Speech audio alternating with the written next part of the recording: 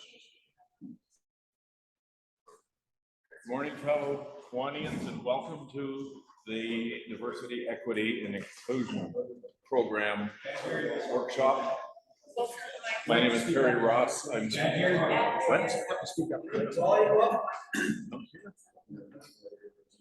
Be part of the people.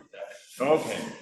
My name is Terry Ross. I'm the chair of the DEI committee, or the co-chair of the DEI committee for Western Canada District. A couple of things as we get started. If you wonder about the importance and why diversity, equity, and inclusion has become so prominent lately, just watch the ads on TV. In the last few years, we've gone from having all white actors in most of the ads on TV to having a whole range of ethnicities, religious beliefs, people of color, and all of the different things that are involved in diversity. And you see those if you watch in all of the commercials on TV. And if you think the advertisers don't know what diversity means, you got to think about that, because they really do. And they know where they're selling, and they know how their communities have changed.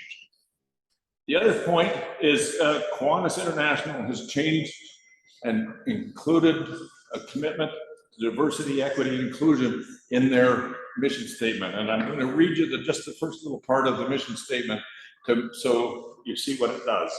And it says, at Kiwanis, our mission to serve the children of the world, one child, one community at a time, is reflected in our commitment to diversity, equity, and inclusion. We understand that the children of the world represent a variety of races, ethnicities, religions, abilities, socioeconomic statuses, gender identities, and sexual orientation. Our vision is to be a positive influence in societies worldwide, so that one day, regardless of background, all children will wake up in communities that believe in them, nurture them, and provide support they need to survive. There's a little more to it and some definitions, but that's basically what it means. And I think it's important that Kiwanis has recognized that. Today we have a speaker who comes from the Canadian Centre for Diversity and Inclusion.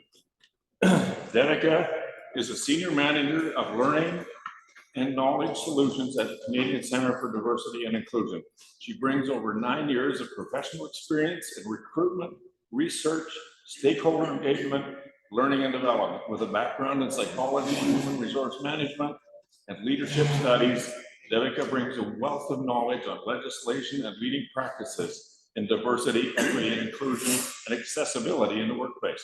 She has also managed and developed large-scale government-funded programs, is an experienced facilitator, and a certified administrator of the Intercultural Development Inventory. Please welcome Devika Pandey.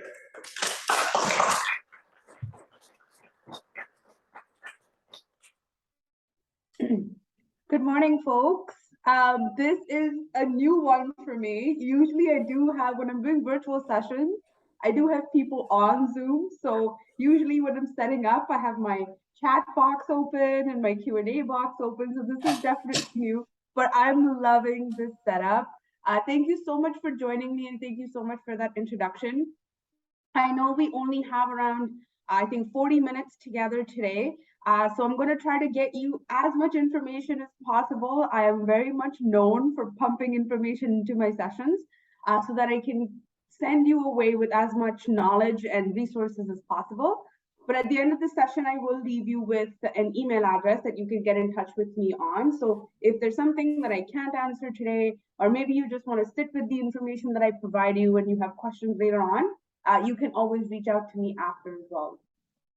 And so today's session is called D&I 101, Practical Initiatives You Can Start Today. And the reason it's called this is because a lot of times people will say, oh, diversity and inclusion is very important, right? And we talk about why it's important, what the business case for it is, or the social case for it is. But many times people are like, well, how do I do this? How do I get started? Like, can you give me some tangible things I can do to be more inclusive on a daily basis? So that's essentially what we will cover today. You've already heard a little bit about me, so I won't go into detail. But one of the things I really like to mention is for all my sessions is, even though I walk in here as an expert on diversity, equity, and inclusion. I truly feel that no one can be an expert in this space because there's always more to learn. There's always more experiences to understand, and there's always some continuous learning that you're doing. So with that in mind, I have a values-based leadership style, and my values are continuous learning, honesty, and equity. And I strive to live by these values through every aspect of my life. And so I would like to open today's session by honoring the land on which we gather today. So though this session is brought to you through the modern magic of the internet, as they say, we're each situated on land that is old and storied, and it's important for us to know this. Personally, as an immigrant settler to Canada, it is especially important for me to acknowledge Canada as the land of the First Peoples, Inuit, and Métis. And I would like to pay homage to the Indigenous peoples, past, present, and future, who continue to work, educate, and contribute to the strength of this country. So where am I joining you from today? I'm joining you today from the traditional territories of the Blackfoot Confederacy, which includes the Siksika, the Kainai, and Piikani nations, as well as the Tsuut'ina and Iahari and Dakota First Nations. This is also home to Métis Nation of Alberta Region 3, located where the two rivers meet. This place, Mackenzie, is now known as the city of Calgary. And so with that, I usually like to leave a resource here with you. So it's called the Whose Land website. The link to it in the bottom right-hand corner of the slide. I can also share it in the chat post the session as well. But essentially, this website helps you learn more about the history, the traditions, and the stories of the lands on which you live. I highly recommend checking it out. It's a great resource to learn more about honoring traditional territory. Okay, and so with that, what we'll start with is just starting to get on the same page first. So like I said, we'll talk about practical strategies, which is going to be a chunk of the presentation today. But before we jump into strategies, I think it's really important for us to understand and be on the same page about what terms like diversity and inclusion actually mean. So let's start with this. What's diversity? Diversity is simply the mix. And so this definition was coined by Andres Tapia from Diversity Best Practices, and we use it at CCDI because it's very simple. And so when I say diversity is the mix is about the facts. It's essentially what makes you unique. In fact, there's a colleague of ours at CCDI that says once you have two human beings in the same room, you have human diversity. And that is because each of us has a completely unique mix of diversity. So even if two people look, talk, I would say act similarly, maybe even have the same upbringing or education, even if they're identical twins, they have unique views on the world through their unique lenses. And so when I talk about diversity being the mix, there are different mixes. Say you have your own mix, your team has your own mix, your department, your organization, maybe even your city, your town, your province, your country. And so all of these mixes are what makes up the diversity around you and creates, I would say, the lenses through which individuals view the world. And these lenses that I talk about, we get it through many different sources and combinations of sources. So in the end, I would say we're all experts in our own diversity, but we're not experts in others' diversity because you don't know what you don't know. And so this is where inclusion comes in, because inclusion doesn't just happen. So where we say diversity is the mix, inclusion is about getting the mix to work well together. So differences of diversity can cause conflict, discomfort. And so that's why inclusion must be a mindful effort to ensure that everyone feels valued, respected, and is really able to contribute to their fullest potential. And so when I also say inclusion, I also mean this has to be an equitable effort. And so what I mean by an equitable effort is particularly when we talk about it in an organizational context, I mean that it takes intentional effort while considering the diversity of each person on a team and understanding maybe each other's communication style or maybe how they would deal with conflict so that each person can feel valued and respected and is really able to contribute to their fullest potential. And so another way I would say to understand these concepts of diversity and inclusion is to understand it as diversity is a fact. It happens, it's a fact of being human and living our lives. Whereas inclusion is a choice, and we have to make that choice every day because we don't know what we don't know, and that others see the world differently than we do. We may share some similar ways of seeing the world, but we all have a different mix. So if there's one thing I would ask you to take away with you today is this particular slide. Diversity is a fact and inclusion is a choice. And so this is a pretty simple framework just to help us understand about the number of different ways we can differ from each other. And it also helps us see the complex ways in which we all differ.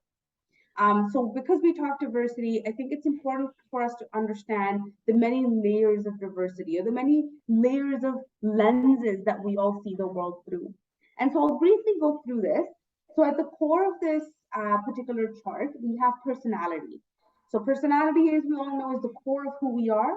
It's what we use to maybe describe each other easily. Maybe we could say something like, oh, she's very shy, for instance, right? That's her personality. Internal dimensions of diversity really have to do with those aspects of ourselves that we hold very close.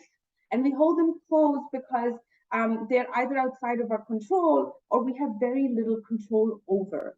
But it does impact and determine who we are as people. So some examples of internal dimensions of diversity would be whether you're an introvert or an extrovert, your age, your race and ethnicity, maybe your thinking style, maybe your sexual orientation. External dimensions of diversity have to do with those aspects of diversity that we have more control or choice over. So they could be because of outcomes of life experiences and decisions or choices that have been taken. So one thing to remember about these internal and external dimensions of diversity is essentially some people's external dimensions can be their internal dimensions of diversity. So there's this sort of like a permeable membrane between the two. So for example, someone who has a strong religious orientation might consider that their internal dimension of diversity rather than their external dimension of diversity. The next one we have here is organizational dimensions. And so this is, of course, focused on the workplace. So this level really includes those elements that are integrated into our work and social interaction within our organizations. So think about what is your title, what's your seniority, what's your work location, what's your business unit, what's your pay band. So there's diversity at this level as well. And then finally, global dimensions of diversity.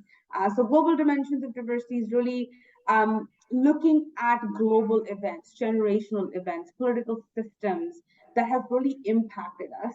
And so one of the things that really comes to mind is COVID-19, right? We all lived through COVID-19 over the last 2 years, but each of us had a different experience of COVID-19 as well. Some of us may have been laid off. Some of us may have had more health problems as we went through it. So even though we were in the same boat, we were having different experiences, and that has impacted the way we see the world. So again, this is just, it's not an exhaustive framework because diversity is, again, very diverse. There can be so many other dimensions that we can all differ on, but hopefully this gives you a little bit of a framework to understand how we can all differ from each other. And so now that we know that we're all diverse and that there's a need to understand, engage, and welcome differences, it's really important to consider the question, well, if diversity is a fact and inclusion is a choice, how do we move towards inclusion? What are the things that we can start doing to be more inclusive? And so one of the ways that I will leave you with today is by valuing diversity. And what I mean by valuing diversity is the recognition and acknowledgement of individual differences and the accommodation of differing needs and expectations. So what I mean by valuing diversity is not that everyone gets to do what they want. Rather, it means that we're really being alive to the fact that there will be differences in communication, in problem solving, decision making, and things that we do on a daily basis. Really being cognizant to how one person versus somebody else might approach a particular situation, I would say through their own unique lens, will more likely help that mix or the diversity really work well together. Because it's really easy for us to say that, oh, every person's different, and we can recognize that we're not the same. However, the acknowledgement of those differences in terms of our behavior can sometimes be quite difficult. And it requires us to really change our worldview and maybe view it from a different perspective, and even maybe change our thinking around certain ideas. And so, here's a strategy that we can use to move towards inclusion and start valuing diversity. So how many of you have heard of the golden rule? Now, the golden rule is used in many different aspects, in many different cultures, but can someone maybe just shout out if they know what the golden rule is?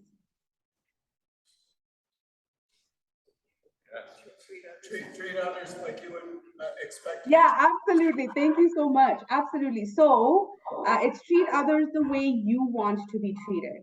And so that's the basic idea behind this particular rule. And it's a very common sentiment that is expressed in one way or the other, like I said, in many different cultures across the world. So what is the weakness with that idea? Can anyone see a weakness with that idea? Using your own values. Sorry, I didn't catch that. You're using your own values. Absolutely. So one of the weaknesses with this is that it fails to acknowledge essentially that people are not the same, right? People are not the same and may not want to be treated the same way as you do. So what I'm going to invite you to do is upgrade or shift to the platinum rule, which is treat others the way they want to be treated. And so usually when I say treat others the way they want to be treated, the next question I usually get is like, well, Dev, how do I do that? How do we treat people the way they want to be treated? And so one of the ways you can do that is just ask them. And so an easy way is to state your intent to be respectful and engage the other individual in a discussion of how they wish to be treated, and maybe even understanding their definition of respect. So we did this session with a group of folks, and a question I asked was, how would you define respect? And it was so interesting how every person in the room had a different definition of how or what respect meant to them. So really applying this platinum rule would involve opening up that conversation. It could involve something as simple as, how would someone like to be introduced? What are their pronouns? Or maybe ask someone how they prefer to be told about their performance feedback. A lot of times people would rather have a conversation one-on-one, or maybe really just getting to know the other person is what we have to do when we're trying to apply that platinum rule. And of course, as you learn about someone else's definition of respect and how they would like to be treated, you can also share your definition and how you would like to be treated. So it's sort of that mutual understanding that you work with. Okay, so that was just a quick, very, very brief intro on diversity and inclusion, what it is, and how we can start valuing diversity. Just give me one moment to make a quick sip of water. I am currently recovering from a lost voice yesterday. I'm really glad my voice is back today, but I need to take more sips of water to help my throat. But we talked about diversity and inclusion, and now that we know that it's important, we're going to move on to some very practical initiatives that you can start in your everyday life. And so what I've done for this particular section is I've divided into 3 parts. And I've divided into 3 parts to help us understand that we all have different spheres of influence. So what we'll start by doing is I'll focus on initiatives that you can start on yourself, because any change really starts with self. And then we'll talk about some strategies for the team and then strategies for the organization. And so hopefully, whatever your sphere of influence is, you can take away some practical initiatives from this presentation today. Okay, so we'll start with self, answering the question, how can you start being a diversity champion? And so the first practice is to really develop an investigative, non-judgmental, seek to understand attitude towards all kinds of difference. So how can you start doing that? This really starts with self-reflection. And so really our brain pushes us, and how it functions, it really pushes us to be with people who are like us, or that are similar to us, or that we have an affinity with. And so to really get past that, we need to do some self-reflection and to develop that seek to understand attitude towards all kinds of difference. So really, whenever you have a moment, ask yourself some of these questions. What are my diversity dimensions? And with which identity or identities do I associate myself with most? Who or what influenced me most in developing my identity or my identities? How aware am I of my identity influences? And how much do these influences impact my assumptions and actions in my work? Whose opinions do I ask for when I need another perspective? Really think about expanding your circle here. Sometimes asking someone that knows very little about your role or your project or your issue might be a great person to ask, because maybe when you're trying to explain your issue or problem to someone who doesn't have that same background as you, you may discover that your logic or analysis might be flawed, or maybe there's just a bias operating, or maybe just there's another perspective that you may not have considered. And finally, are opinions that I have about some groups of people 100% true 100% of the time? If it isn't, that means that if it's not true 100% of the time, then it may be a stereotype. So thinking through those stereotypes and interrogating them, really counteracting those stories and narratives that we might be holding through our experiences, and trying to bring them from our unconscious to our conscious, so that we can start to make change in the way we are thinking.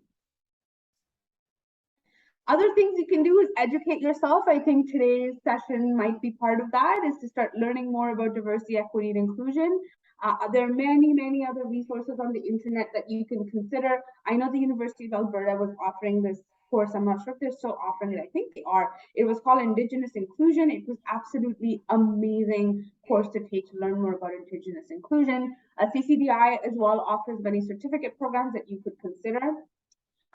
So beyond that, I would say really start by challenging important people decisions that are made by one person or several people with similar diversity dimensions. So really be on the lookout for that group thing. So try to see and find ways to bring more diverse opinions, thoughts, perspectives, and people into the room when decisions are being made. And keep asking, whose perspective is not represented here and how can we include it? I think in whether it's any meeting, any session, whether it's just a program that you're launching, just keep asking this question: whose perspective is not represented here and how can we include it? And of course, keep in mind that none of us are bias free. I know we all love to feel that we're all bias free, but we're not bias free. We all come with bias. There's a saying, where there is brain, there is bias. So really reject that myth of being bias free. And don't get trapped in that concept of fit. So a lot of times within organizations, we say things like, oh, this person will be a great fit for our organization. And though fit is important, what we also have to look at is maybe there could be a bias operating there. So instead of culture fit, think of a culture add. What new diversity dimension is this person going to bring that might maybe even add to the level of innovation within your team or even within your organization? The second practice for yourself is challenge yourself to choose inclusion. We talked about inclusion being a choice, so really challenging yourself on an everyday basis to be more aware of inclusion and also how you can mitigate your biases that might be at play. So really, you can start by soliciting opinions. So find opportunities to ask, I'd like your opinion about X, Y, or Z. Connect on a personal level. So take a few minutes to engage in a non-business conversation with a colleague or a peer. Ask questions. So usually when you ask questions, you really tend to go into a conversation instead of coming in strongly with an opinion. It's more about asking about the other person's perspective, right? So always lead with a question, not a statement, so that maybe there's just a lens that you're not considering, or maybe there's a new lens that somebody else is bringing. Attribute and credit ideas. Acknowledge by name the owner of an idea during assessments. So if there's an idea that someone has shared, make sure to say, oh, this was Devika's idea, and I'm fully supportive of it. And monitor your facial expressions. I am terrible for this. I'm a very expressive person. So sometimes if I'm standing in line, I'll like roll my eyes, or like I'll like make a weird face if I'm irritated or annoyed. But what we have to be conscious of is sometimes these things can be a demonstration, I would say, of the biases that we might hold. So it's just about just being conscious of our facial expressions. Maybe sometimes it's like I'm talking to someone and I'm checking my watch, right? So it's not really, we're not being present in the moment. And so all of those things sort of add to this last point here about monitoring your facial expressions, your behavior, your body language, so on and so forth. I know some of these might be hard to do, but the more conscious that we get of some of the habits that we have, the more easier it'll be for us to be more present in that moment and also change those behaviors. And finally, be a diversity champion. Be a diversity champion. So consciously decide to be a change agent. Embrace the fact that diversity is not just about everyone else. There's so much more to diversity. Remember that no one is perfect and that we all have bias. Don't blame, don't assume. And one of the things I say that if you truly want to make the choice to be a diversity champion, you must be ready to make mistakes. Be humble, and it's okay to say, I didn't know that, and I will do that differently next time. Even as someone who works in this space on a daily basis, I can tell you how many times I have made mistakes without even unconsciously realizing it. And I've had to apologize, and I've made sure that I just don't repeat that behavior again. So again, really being humble and saying, I didn't know that, and I will do that differently next time. That was for the self. Let's look at some initiatives that you can apply at the team level. Now, of course, if you're comfortable, maybe at the end of this session, feel free to share with people on your tables about what are some other strategies that people can take away. Maybe there's something that you know of that somebody has applied and it has worked. So collaborative learning is always the best learning. So once I'm done this session, happy for you folks to have that conversation and take some more ideas away with each other. So first I'll start with cultural asset mapping. So what are your team's cultural assets? So cultural asset mapping is essentially used in a community and it's really used to highlight the cultural assets of a community. So art installations, murals, festivals, locations. And it's really about looking at the assets of the community and where the gaps are at so that those gaps can be filled. Now, if we were to change some of the variables in the regular cultural asset mapping, so instead of a community, think of your workplace, and instead of a mix of physical and institutional assets, focus on your people. So in a workplace context, this is very much about looking at not just those elements of people's resumes directly that are linked to their job titles, but also looking at how elements such as gender, race, ethnicity, languages, lived experiences can be additional cultural assets that enhances what a person brings to that position or that organization. So essentially, cultural asset mapping tries to answer the question, what are the cultural differences on my team? How are those differences reflected or manifested on the team? And what opportunities can I leverage? So essentially, it's a tool to map out those culturally different aspects of your team and how you can leverage it to be more innovative. And what cultural asset mapping does is that bridge between diversity and inclusion. And so really, it really helps you understand the diversity within your team, and then you can start to use and leverage the diversity to create more inclusion within your team as well. Let's look at some other things that you could do within your team. Again, I'm a DEI learning and development expert, so I always move into education first. So educate yourself and your team. There are many different ways to do that. There's webinars, books, courses, articles, resource guides, and toolkits. Some of them are free that CCDI offers on our website, so you can utilize those. Maybe you could also host a book club or a movie night where you can get started on those conversations, and maybe even set reflection questions to go over at the end. Start using more inclusive language. This is my favorite one. I am very guilty of using the term guys a lot, like, hi guys, how are you guys? But I've had to make a very conscious effort to move towards more neutral terms like folks. And so if you make a mistake, correct yourself and then try your best, because sometimes I still say guys, and that's okay, but we just have to make that conscious decision to correct ourselves. Another example that I can share here is in a meeting recently with our head of IT, I mentioned that we could configure the registration platform with a white list of safe IP addresses. And he quickly corrected me, saying that we don't use that term anymore. We use the term safe list. Others have adopted terms like allow list or deny list to avoid perpetuating that idea that white is good and is permitted and black is bad and forbidden. You could also look at starting a diversity moment within your organizations. You can talk about cultures, religions, traditions, trends, and concepts around D&I. You could also start using a diversity calendar to acknowledge and honor the multiple religious and cultural commemorative days within your organization. Of course, making sure that these are not performative.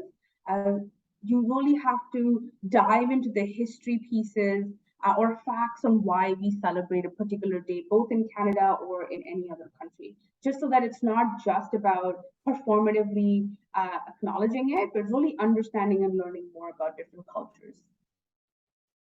Other things you can do is establish friendships with people who are different from you. Maybe you can take an assignment or a project where you'll get to interact with people who have a different background, life experience, or work experiences. Don't assume and ask for opinions. This is very similar to the one we talked about in the self section as well. And of course, create an organizational culture where it's okay to talk about different types of differences. So really creating a safe space and a brave space for courageous conversations where people feel safe to bring up some of their experiences, maybe even talk about some of these difficult conversations. Really, it creates that accountability that it is on each person to learn about each other. Now moving to the organizational level. So now these particular initiatives, some of them you can start right away, but some of these organizations, I would say most of these organizational level changes are more of a work in progress since they're more large scale systemic change. So it's sort of like a marathon, not a sprint. Another thing, of course, like I mentioned before, there will be overlap between the team section and the self section, as well as this organization section. But hopefully, like I said, people can take away some things that they can apply within their lives. So really, we talked about the self and teams. And so at the organizational level, what's really important to start with is by convincing or making the business case for why diversity and inclusion are important. So really asking questions within your organizational context as to why inclusion matters to your organization and how it will help your organization grow. There's tons of resources. We actually have a toolkit on how to build your diversity and inclusion business case that you can check out on the CCDI website. So that's a link I can share with you. Usually at this session, I do cover some points on why diversity and inclusion is important because I know we have a shorter session today. I didn't really add that to my session here. But like I said, I'll share the link to the toolkit and you folks can have a read. The next piece here is recruitment, retention, and engagement. So when you're maybe recruiting for new candidates, consider using more inclusive language in your job descriptions. Many a time, job descriptions have terms or words that are gender coded. So for instance, there was a job description I was reading just the other day, and for a receptionist role, they constantly kept using the term she in the job description. And I was like, well, that's gender coded, right? Like you're looking for a woman for that role clearly. And so those are just the little things that we have to be conscious of. So there's a tool called the gender decoder. So if you were to Google it, it really helps if you put in a job description in there, it will tell you which terms are coded for a particular gender. Where is the job posted? So consider going beyond your LinkedIns and Indeeds. There's many other job boards that you can consider. Of course, make sure that there's training when it comes to biases in hiring. Make sure that when you're interviewing folks that you are providing them with accommodations, maybe asking questions that are more behavioral focused, and make sure that you maybe have a panel of people who are doing the interviews, because then you have a diversity of opinions and perspectives instead of just having a one-on-one interview. And the last point I usually make on this particular slide is when it comes to hiring, a lot of countries actually, or a lot of people, a lot of cultures don't actually believe in salary negotiations. And so a lot of times it's important for us to consider that, have an equitable pay system. So maybe each role has a different salary level and the level of that role defines the salary. So each person for that same role starts at the same pay. Research also actually shows that women are usually less likely to negotiate than men. So really considering that negotiation might not be something that happens in some cultures. And so trying to keep an equitable pay system within your recruitment program is another thing to consider. Training and development, again, I won't spend too much time on this one, but the one thing that I did want to point out was learning maps. So when we're looking at training and development, each individual will be at a different learning level when it comes to diversity and inclusion. So really creating learning maps for employees can be a very helpful strategy to enable that easy learning. Maybe consider learning moments. We talked about that. Short moments, especially for ever decreasing attention spans. Another one that I really like is creating a channel for D&I in your company's communication tool. So whether it's Teams or whether it's Zoom, maybe it's Slack, try to create a channel that's dedicated to D&I where employees can share articles and news and have conversations around these topics. Of course, keeping in mind that there should be ground rules that are set for these groups as well, so that, of course, it's a safe space to have those conversations. Other things that you can do, particularly when it comes to work-life integration and flexibility, is flexible hours. So show your employees that you trust them, that they can get their work done.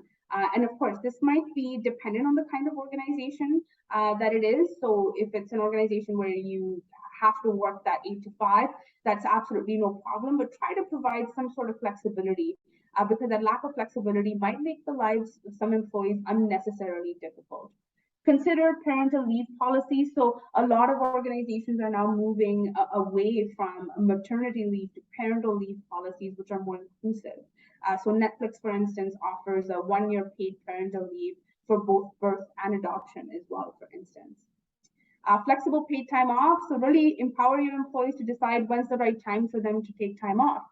So actually at CCDI, for example, for any stat holidays, they're flexible, meaning that say if we have a Monday off for Thanksgiving and I don't celebrate Thanksgiving, I can switch that stat holiday for say Diwali, which is a festival my culture celebrates, right? So there's that flexibility that we've provided at CCDI, really giving people that opportunity to choose what they would celebrate depending on their cultures, and it ensures greater cultural sensitivity. Also consider your sick leave policy. A lot of organizations have started adding mental health days. It's just a small change that helps you prevent burnout and a loss of productivity. And inclusive benefits. So if you're really able to offer inclusive benefits, so I mentioned adoption leave is one, maybe transition-related care for transgender employees. These little changes can make really meaningful differences in the lives of a lot of employees. And then the last two things I have here are ERGs and D&I councils. And so I could do a full webinar on each of these topics, and CCDI does offer webinars on each of these topics. But one thing I wanted to mention is ERGs are really important within the organization. But what's important, I should mention, ERGs are employee resource groups. And so these groups go by different names, and essentially they are just groups that are formed within the organization that help enhance the DEI agenda. And so really try to formalize them in the organization if you have them, provide them with a budget. ERG should have a purpose, and there should be an alignment with the overall organization strategy. And if you do have ERGs within your organization, include allies. So for instance, we have this Women in Work conference that I used to organize at one point. And it was about empowering women and providing them with the tools to succeed within their workplaces. And one of the things I realized that there was no men in the room. And I was like, oh my God, men are allies. We need men in the room to have this conversation as well. So as you're considering these things, make sure that you include allies in these conversations, as it might make it more rich and help reach that purpose of D&I much quicker. The other piece that I have here, D&I councils. D&I councils are more on the executive level, but they could be formed in any way within the organization. It could be a business unit, it could be a functional head, it could be division heads. It really depends on the structure of the organization. But councils really, they help execute DEI strategy within the organization. So one way to look at a structure, it could be like the D&I council looks over all the employee resource groups. So each employee resource group reports to the D&I council, which then helps implement the strategy of the organization. But some things to consider if you're looking to maybe start a council or you have a council is that you don't need 50 people on a council, just a diversity of voices and perspectives. Make sure that there's someone from senior leadership involved who's maybe a direct report to the CEO or to the top person in the organization so that they're accountable. And make sure that there's a purpose and a vision to a D&I council. Sometimes if there's none of those things, it can not really achieve the purpose that it was built to achieve. And so with that, for the organization level, what I want to end on is that sometimes individuals do not have the authority to make organizational level change, and that can be frustrating. And so in that case, I always recommend asking questions and challenging the status quo respectfully. So maybe questioning and commenting about policies and programs within your sphere of influence. Maybe even if there's a job posting within your little team, if there's a hiring panel, ask if it's diverse. Maybe ask them if they're using gender decoder for their job posting. Maybe try to start listening circles within your organization to hear people's experiences. Maybe ask them for feedback on policies, and maybe just try to bring different voices to the table. And with that is the end of my presentation here. I know I took way more time than I was supposed to take, but I will take questions if we do have time. And I will leave you with this email here. It's research@ccdi.ca. You can reach me here directly. I will point out that this is a very busy mailbox, so please give us up to 5 business days to respond to you. But research@ccdi.ca. I know I threw a lot of information at you today, but please feel free to reach out to me and I'll be happy to answer questions, provide you with any of these resources that I talked about, and hopefully this was helpful. So yeah, I'll take some questions now. Thank you.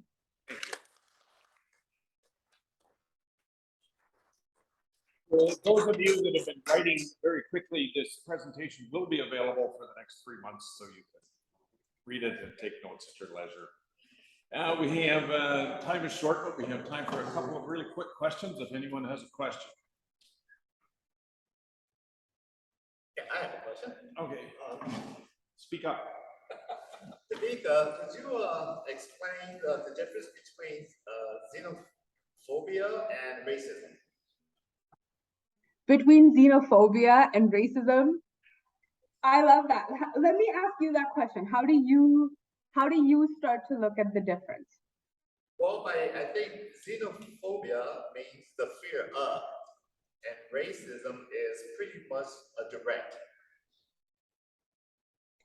So I could have a whole presentation on this. This is why I was like, let me see how you look at it. And I'm sorry, I'm having trouble listening. So if you could say that again for me, please.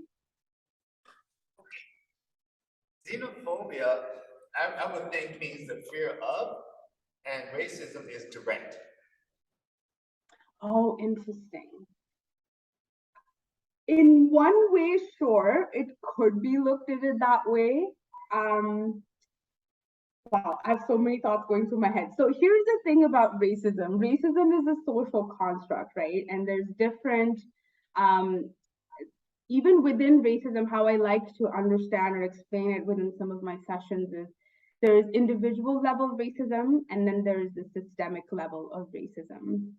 And so even when we dive into some of those concepts, I would say your understanding is pretty simple. So I would say xenophobia is that fear that is based off maybe someone who is different than you.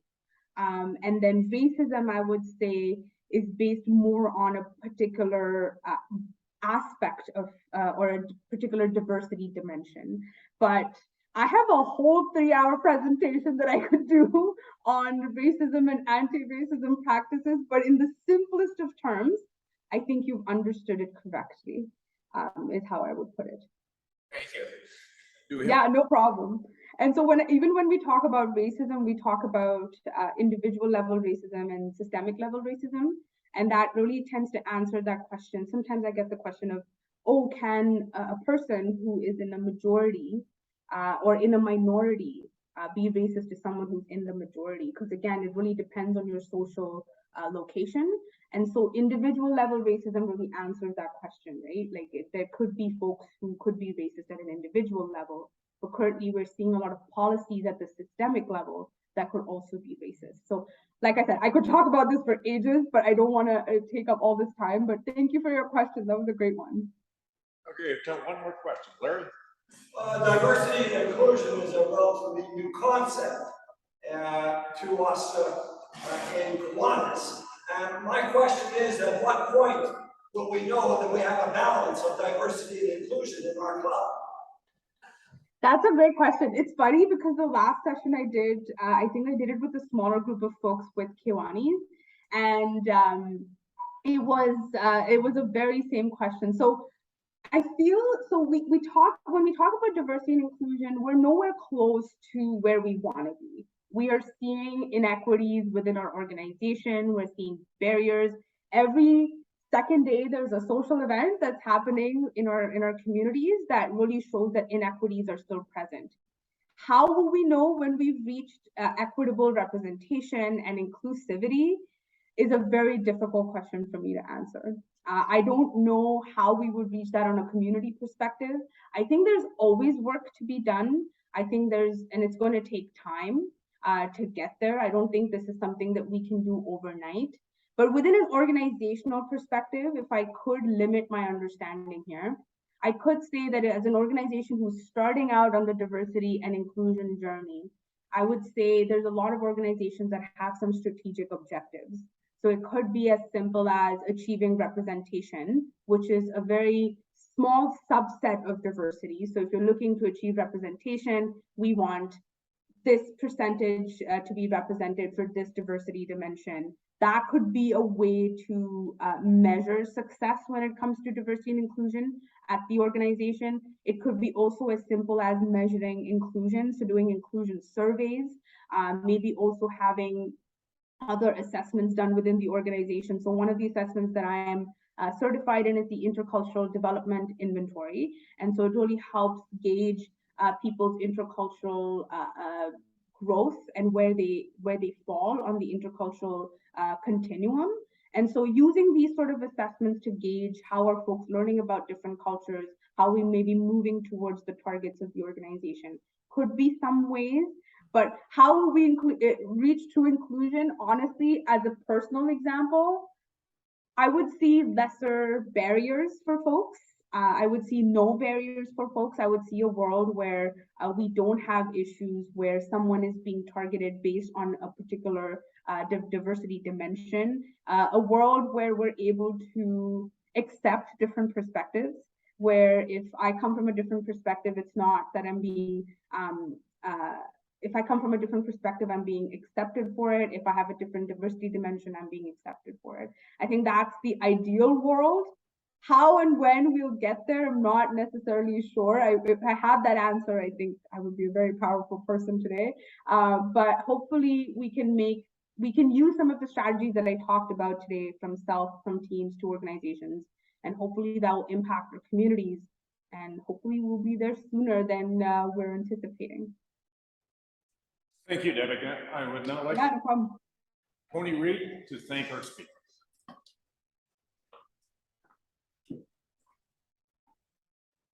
Thank you, Devika, for coming and speaking at our Western District conference here. It was very good that you gave us a lot to think about, a lot to take home, and changes are in the wind.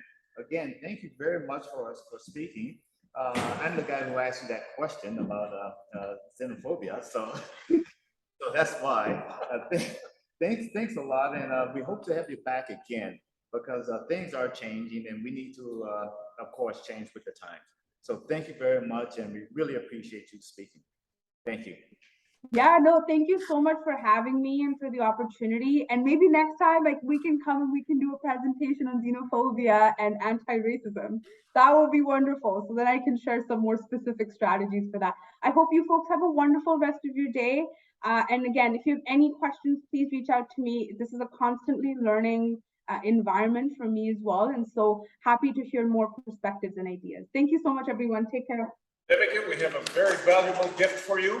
And receive it as soon as Canada Post gets it to you. So. Oh, thank you so much. I was like, how are we going to do this over Zoom? I was like, but I appreciate it. Thank you so much. Take care, everyone. Bye. So we got a 10-minute break. There's coffee just outside. Washrooms are by the where you checked in.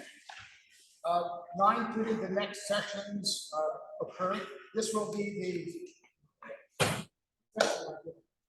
succession planning, and on the B side, we'll talk about engaging membership.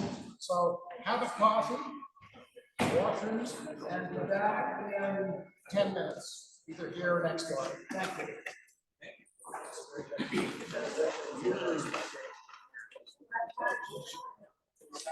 you.